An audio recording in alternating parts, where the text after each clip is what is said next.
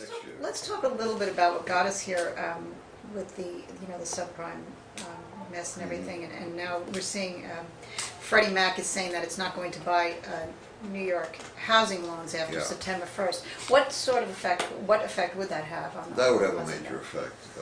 Freddie Mac, Fannie Mae, Ginnie Mae are all warehousers of mortgages, mortgage loans.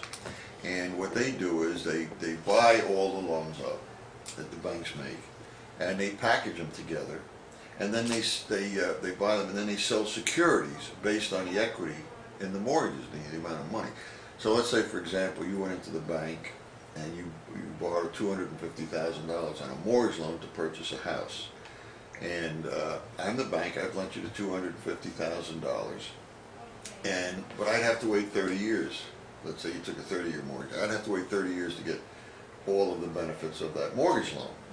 But John comes in, and he's now Fannie Mae, so he buys your mortgage actually from me, the bank, and he says, okay, here, you lent out $250,000. Well, I'll pay you $300,000 or $350,000, and I'll buy that loan from you. So I'm the bank. Now I've got my $250,000 that I lent you back, plus I've made a profit, and Fannie Mae is going to wait the amount of time, or they'll bundle more mortgages and they'll sell them to the eventual deep pockets, the insurance companies or the credit unions, the union pension funds, that type of thing.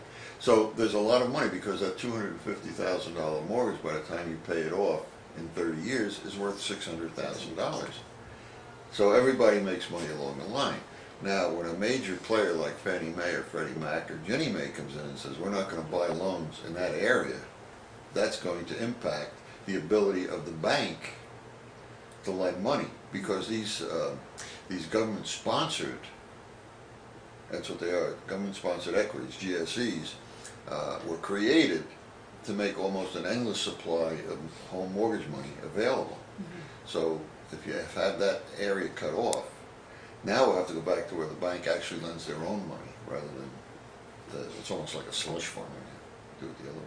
So this could have a very big Oh, it impact. could And have we're a going to tremendous impact, yeah. sort of wait to see how that's going to shake out. I don't know if they meant it, or if that was just a knee-jerk wake-up reaction, call, maybe. a knee-jerk reaction, whatever you want to call it. I hope that's what it was, because we don't necessarily want to face that. Well, we were talking about the state also, and Governor Patterson, and you said that there were a couple of bills that you folks were pleased about. Yeah, after 25 years, we finally got a Commission Protection Act through, and let's see, it was the last year of Governor Pataki's reign, and he vetoed it. And that we had passed both houses. We had passed the Senate and the Assembly, got on his desk, and the Consumer Protection Board had certain concerns that the governor didn't feel were addressed, so he vetoed it. Our case was made much more favorably this time, and Governor Patterson saw the wisdom of the bill and signed it into law.